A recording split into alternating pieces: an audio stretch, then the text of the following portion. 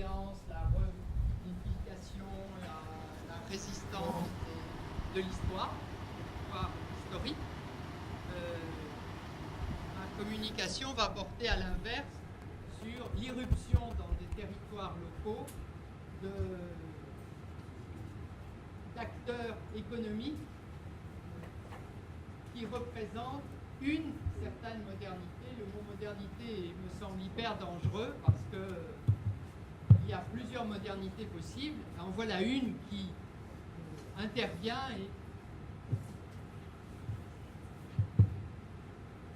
et bouleverse, c'est le moins qu'on puisse dire, des équilibres déjà très précaires au niveau local.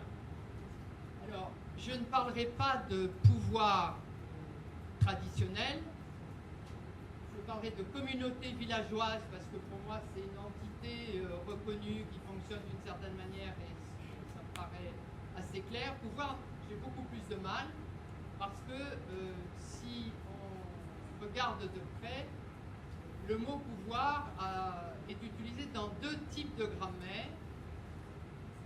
Le pouvoir sûr, et là il se confond un peu avec l'autorité, il me semble qu'on l'a beaucoup utilisé comme cela, mais aussi le pouvoir d'agir, qui n'est pas un pouvoir sûr. Et peut-être que pour certains acteurs dits traditionnels qui viennent d'être évoqués, c'est plutôt leur capacité à agir qui était en question que leur capacité d'emblée à agir sûr. Voilà, donc je parle de communauté villageoise et pas de pouvoir. Et les collectivités territoriales, bon, on sait ce que c'est, on est dans la c'est pas dans le titre, mais ça aurait dû l'être. Il s'agit de la décentralisation malienne. Et donc je vais commenter ce que j'ai pu observer à l'occasion de l'arrivée de sociétés minières multinationales dans un territoire qui se partageait jusqu'ici entre l'agriculture et l'orpaillage dit traditionnel et aujourd'hui mécanisé et qui a aussi lui-même beaucoup évolué. Comment ça va alors bon, très rapidement, quelques préliminaires qui seront plutôt épistémologiques. Je voudrais mettre ensuite en cause l'idée qu'on est dans un jeu à deux, collectivité territoriale, communauté villageoise, mais on est dans un jeu beaucoup plus complexe. Je regarderai de près une transaction entre une communauté villageoise et une société minière dans le cercle de Kenyeba. Je n'aurai sans doute pas le temps de m'étendre beaucoup sur des éléments de comparaison internationale et je proposerai en conclusion non pas un état des lieux, un bilan, mais des questions pour le débat. Alors, première observation qui, moi, m'a beaucoup troublé. Le tournant des années 2000, c'est deux moments importants dans l'histoire malienne. C'est d'une part la mise en place de la réforme de décentralisation, l'installation des conseils communaux, et d'autre part le début de ce qu'on a coutume d'appeler, sans doute à mauvais escient, le boom minier. Ce sont, à mes yeux, on peut en discuter, des logiques divergentes, parce que au niveau de l'implantation des sociétés multinationales minières, l'État revendique une prérogative absolue sur l'ensemble du territoire, sans y associer réellement les collectivités territoriales. Et donc c'est peut-être une mise en cause, une contradiction avec les intentions qui ont présidé à la décentralisation. Et donc, hypothèse de travail, on a peut-être là les conditions introuvables d'un consensus, même si c'est un idéal que beaucoup poursuivent. Deuxième introduction, excusez-moi d'employer un gros mot, plutôt que de parler de modernité, je parlerai de néolibéralisme parce que c'est le contexte mondial dans lequel on est, tous, mais en soulignant que ça n'est pas simplement une forme aboutie ou récente du libéralisme. C'est autre chose. Donc, je cite un des collègues, comme forme historique singulière du capitalisme, le néolibéralisme comporte une dimension essentielle d'imaginaire. Mieux, il se constitue et ne se maintient que par cette dimension. Autrement, et très concrètement, l'une de cette dimension imaginaire, c'est l'ensemble des entreprises mises en œuvre pour nous faire adopter, nous, chercheurs y compris, des grilles d'analyse, des vocabulaires, des concepts qui formatent la réalité et qui rendent fragile, difficile, des remises en cause. Alors, l'ambition de ce néolibéralisme, le discours de leurs idéologues, c'est de devenir la pensée monde, c'est-à-dire d'instaurer partout dans le monde, dans tous les contextes, une manière de se rapporter au réel qui est celle qu'ils préconisent. Et donc, pour cette petite intervention, ma proposition, c'est d'aller regarder cette question du néolibéralisme qui est fortement discutée au centre, et contestée bien sûr, critiquée, au centre du système, mais d'aller le voir dans ses marges, c'est-à-dire là où il se met dans ses propres contradictions, ses propres difficultés. Ce sera plus clair tout à l'heure. Et donc, évidemment, cette idée de la maîtrise des imaginaires de tout le monde nous pose la question comment décoloniser nos esprits et comment dénaturaliser les clichés. Une proposition, nous pensons dans la langue qui nous a été peu à peu inculquée, avec des mots et des thèses que l'on ne soumet pas à l'épreuve des faits. Par exemple, dans les enquêtes que l'on a réalisées dans le cercle de Kenyeba, mais pas seulement, on s'aperçoit que, évidemment, les gens protestent et cherchent des solutions pour ne pas être que des victimes de l'installation de ces sociétés minières, et les mots avec lesquels ils expriment des solutions ou des propositions, des revendications, c'est par exemple de devenir actionnaire, que les collectivités territoriales, deviennent actionnaires des sociétés minières. Vous voyez, on reconduit la problématique, y compris pour essayer de se défendre. Termes qui font, à mon avis, partie de ces clichés dont il est prudent d'essayer de se défendre, mais c'est difficile. La notion de société civile a plombé la réflexion parce qu'elle rend très difficile la pensée du politique et diabolise tout ce qui a trait à l'État et à la société politique. Le terme local est le pire de tous parce qu'on pense que au niveau local, on va s'émanciper des vicissitudes de la vie politique nationale jugée corrompue. C'est un endroit où on pense qu'on va d'abord aller simplifier la situation et que l'on va trouver des dialogues, des compréhensions et pouvoir construire à partir du local. Je laisse la chose à votre appréciation. L'autre idée qui est tout à fait, et on va le voir très concrètement, à déconstruire, c'est l'idée de la dématérialisation de l'économie. L'économie est fondée sur l'exploitation du travail physique des mineurs qui vont dans les mines chercher de l'or, du cadmium, etc. De l'uranium, du pétrole. D'autre part, j'espère qu'on pourra en parler, je ne maîtrise pas du tout le temps, donc je pense sur voilà. La notion de transparence. C'est un mot qu'on emploie tout le temps et qui en fait sert à occulter énormément de choses. Évidemment, l'idée que tout le monde calcule et qu'on n'a pas qu'on ne comprend pas, qu'on doit interpréter tous les comportements en termes de calcul, si possible, de calcul économique. L'argent est mis au centre de nos analyses, mais c'est ce que veut le néolibéralisme. Or, quand on voit les pratiques des communautés villageoises, on se dit qu'il y a d'autres ressorts à l'action que le calcul économique. En particulier, la recherche publique n'est pas mue par le calcul économique. Donc on est nous-mêmes témoins que ça ne suffit pas. Alors, d'où je parle? D'une part, j'étais actrice de la coopération décentralisée pendant près de 30 ans. Je parle à l'imparfait parce que je viens de France, comme vous le savez.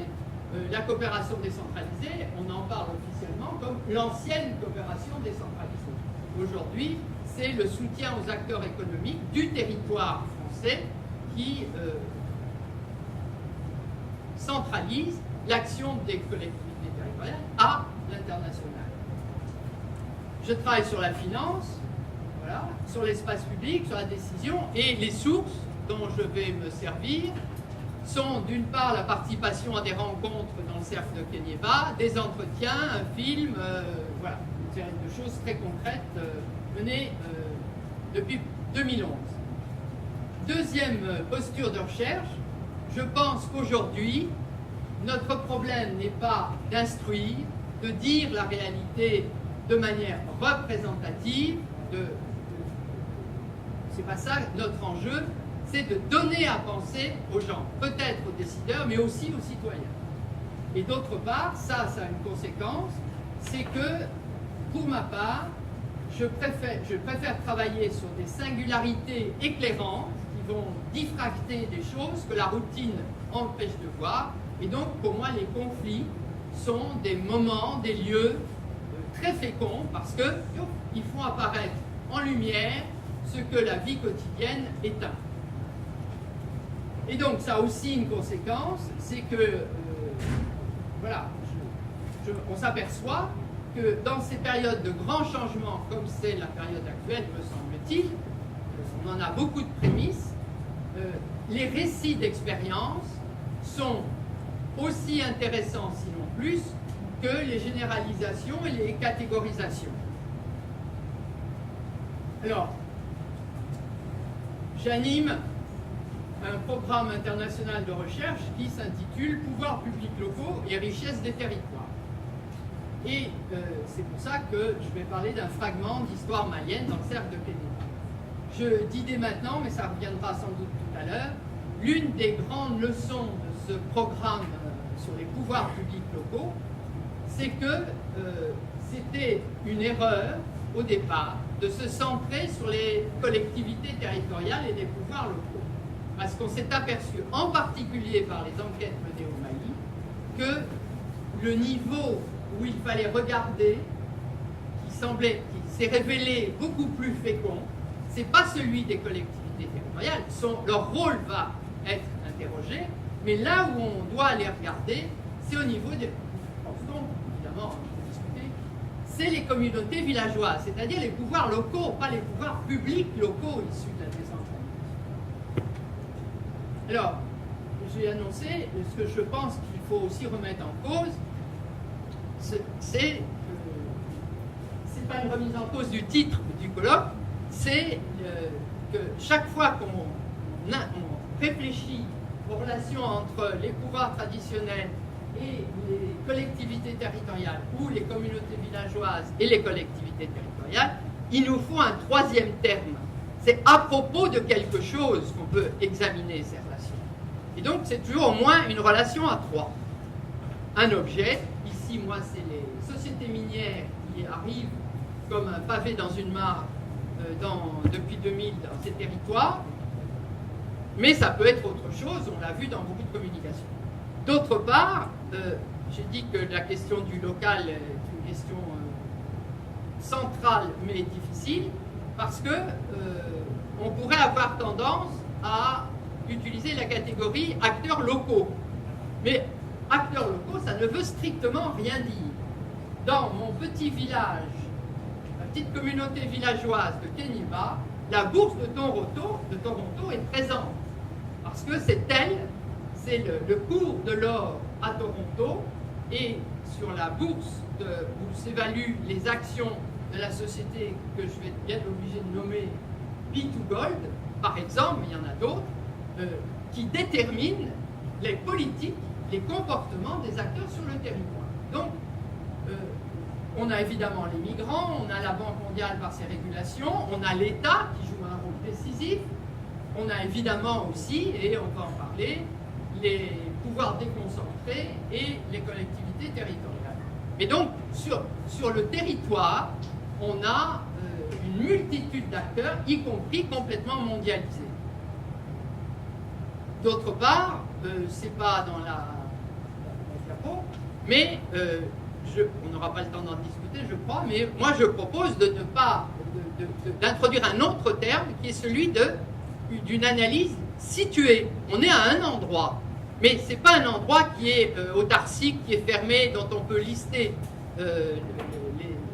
les acteurs. C'est un endroit où on regarde et interviennent à cet endroit-là des acteurs qui viennent de partout. Donc situé plutôt que local.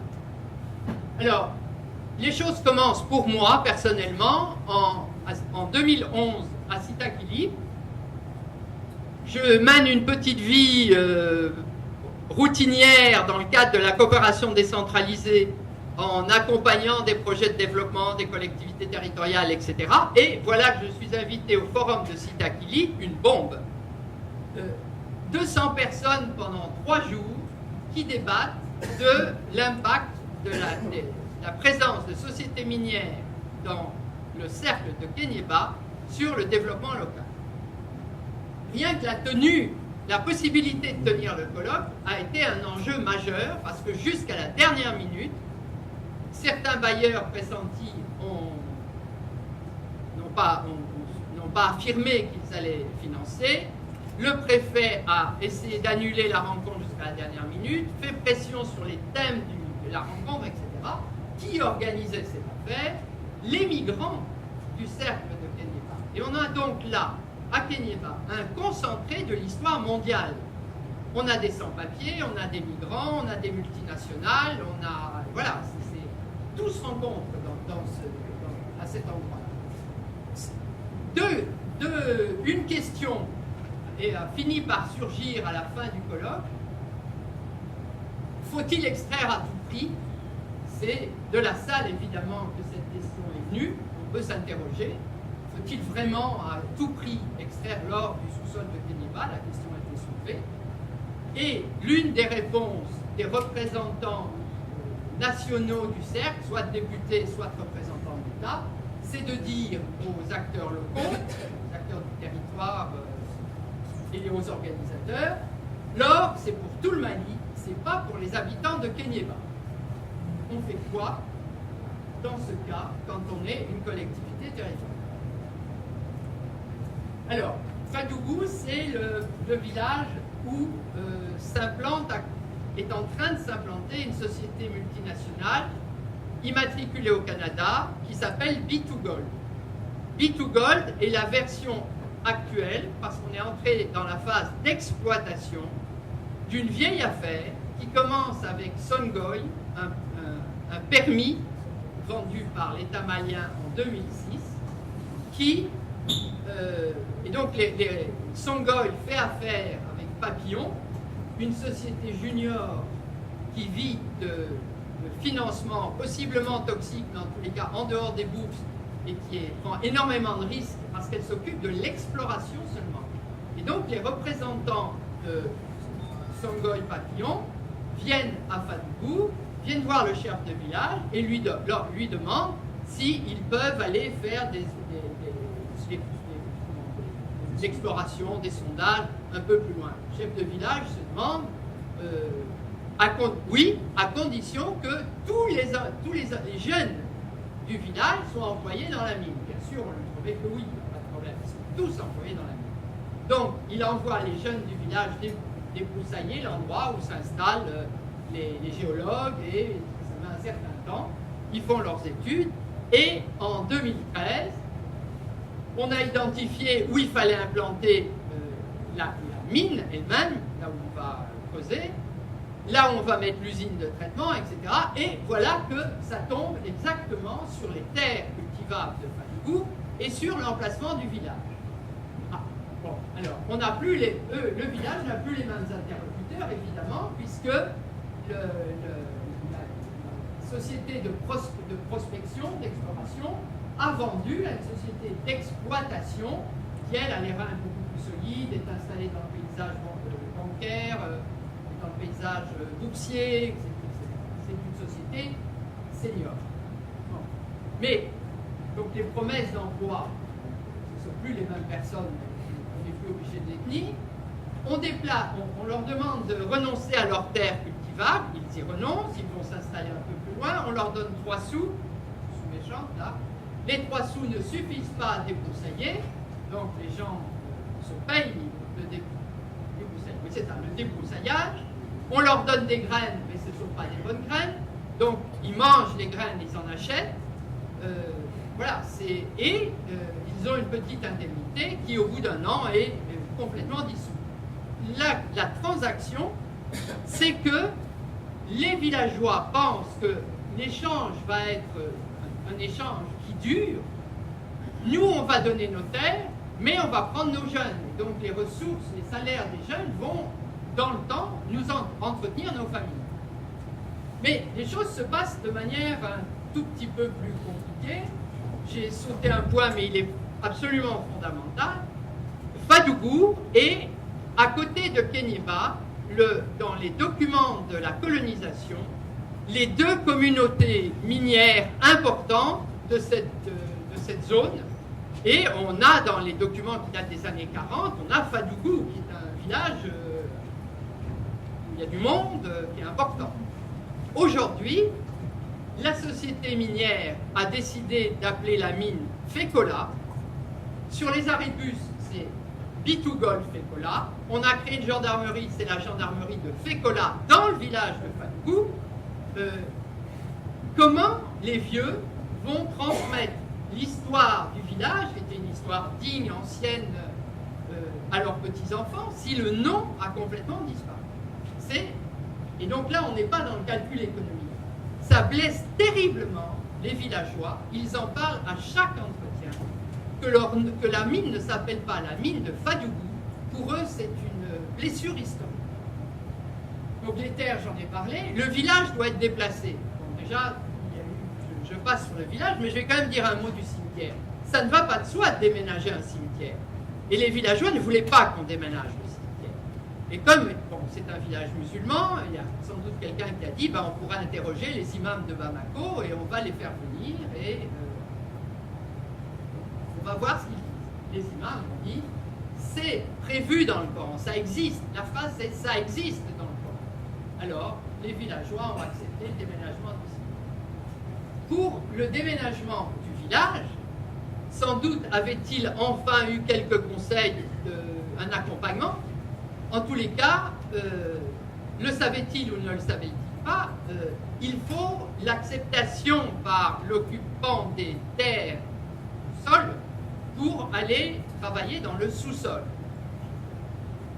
Ils étaient réticents, mais pour savoir si on peut déplacer le village, il faut interroger des sages, il faut faire venir des gens, des marabouts, il faut venir des tas de gens. Et donc, ils sollicitent la mine pour que la mine leur donne le financement pour examiner si on peut mettre le village à quel endroit. Et la réponse de la mine, le courrier est clair, nous comprenons que vous acceptez d'être déplacé. Et oui, puisqu'ils demandent de l'argent pour voir si tel lieu est possible, on ne sait pas si ce sera celui-là, mais le déplacement est autorisé. Donc vous voyez par quelle subtilité de transaction les choses passent. Et ça ne peut passer, pour le comprendre, que par le récit de l'expérience et pas par des catégorisations très générales, ce que je vais quand même essayer de faire. Alors, je passe sur les compensations. Puis des collectivités territoriales, évidemment, on interroge les villageois, on leur dit pourquoi vous avez accepté de déplacer vos terres. On est bien obligé, sinon c'est l'État qui viendra par la force nous déloger. Pourquoi vous ne vous appuyez pas sur les collectivités territoriales pour vous défendre? Parce que les collectivités territoriales viennent avec l'État et le préfet et suivent l'État et le préfet. Et là, c'est toute notre problématique du programme de recherche pouvoirs publics locaux et richesses des territoires qui a été, c'est à cet endroit-là que cette problématique a été bousculée parce que on s'aperçoit que, au moins ici, dans ce lieu-là, c'est pas partout pareil, ni au Mali, ni dans le monde, mais à cet endroit-là, les collectivités n'étaient pas aux côtés des populations pour défendre leurs droits et même leur dire leurs droits. Alors, juste pour souligner, je n'ai pas fait attention, il faut que je me dépêche, j'ai été très frappé que pour les villageois, mais pas seulement, il y a une confusion totale dans le vocabulaire au lieu de la société minière est appelée le projet. Comme si les préoccupations, je ne pourrais ne pas défendre, mais d'un programme de développement porté par une ONG répondait au même, pouvait être mis dans la même catégorie que l'action d'une société minière qui va venir prendre l'or pour l'exporter.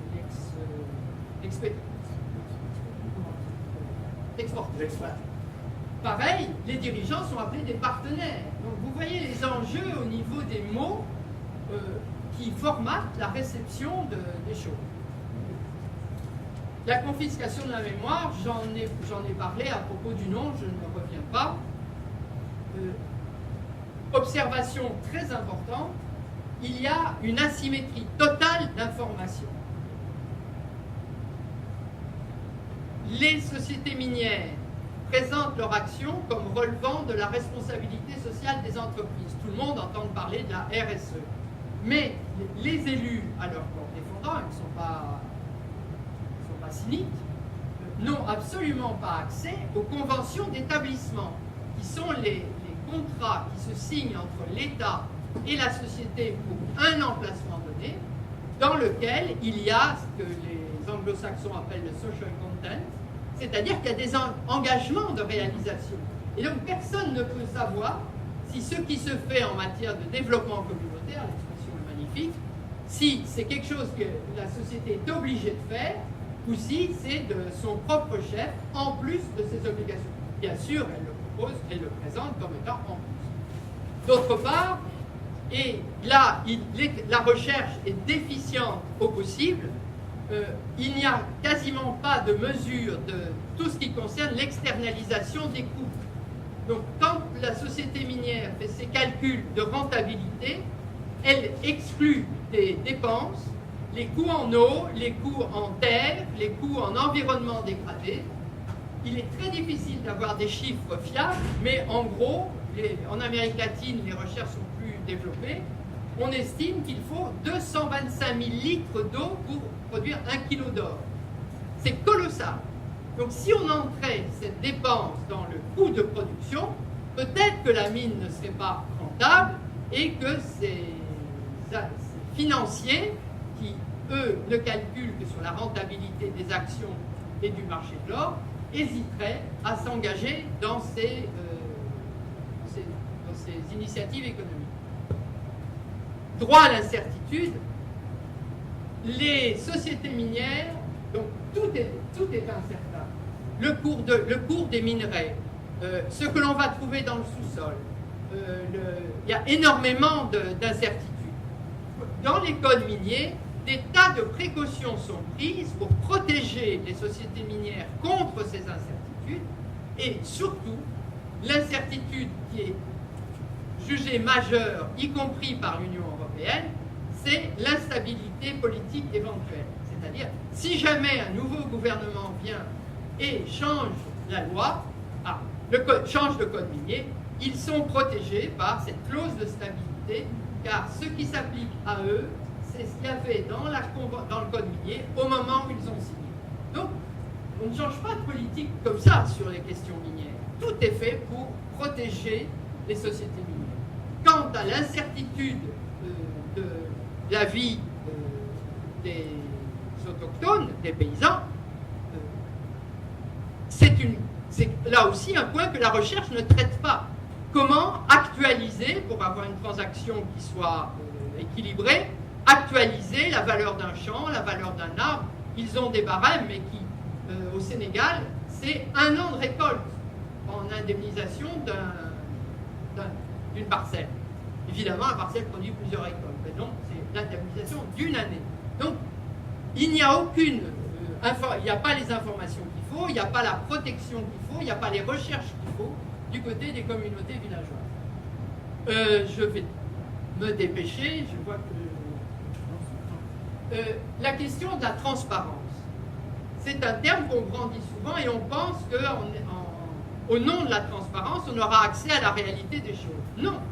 Au nom de la transparence, on a accès aux petits segments de transfert de fonds entre la société minière et l'État et les collectivités territoriales pour l'ONG payées, publiez ce que vous payez. On a accès à ça, mais c'est peanuts par rapport à l'ensemble des choses. Les maires se plaignent, on leur dit vous avez droit à 10% de telle chose.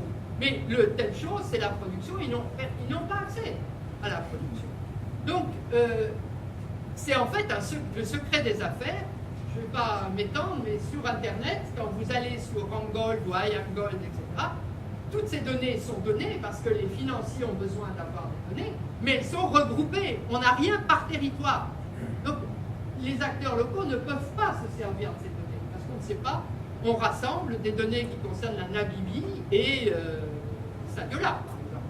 Je ne sais pas si c'est les mêmes sociétés minières, mais peu importe, c'est l'idée. Autre question, les sociétés minières ont, parce qu'elles produisent elles-mêmes, elles essaient de gouverner elles-mêmes leurs critiques. Donc elles ont inventé l'idée d'initiatives pour la transparence de l'industrie, des industries extractives. Il faut que les pays soient candidats. Donc le Mali a été candidat.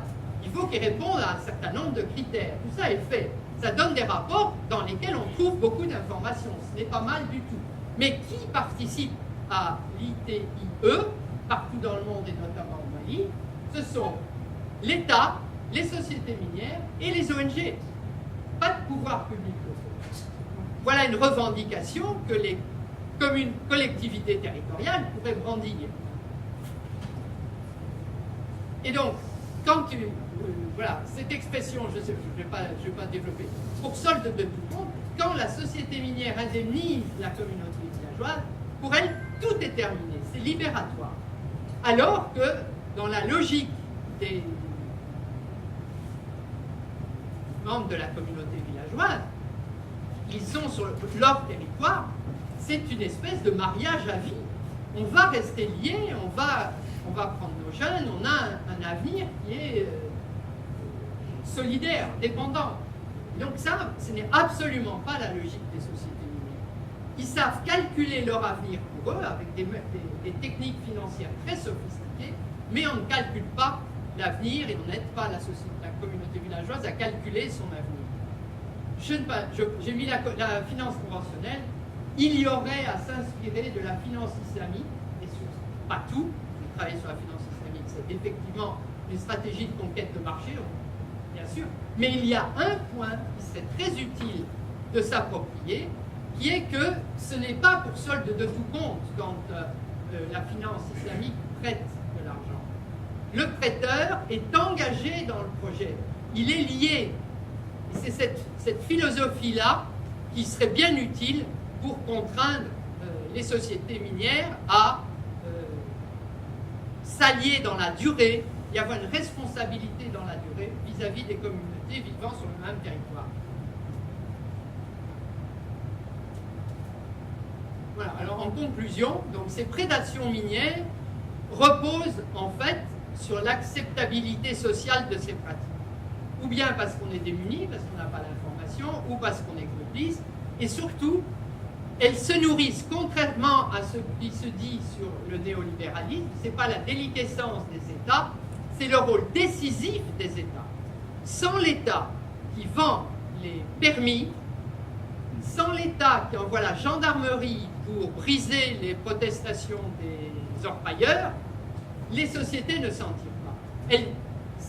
C'est pas possible. Donc, les États jouent un rôle manifeste.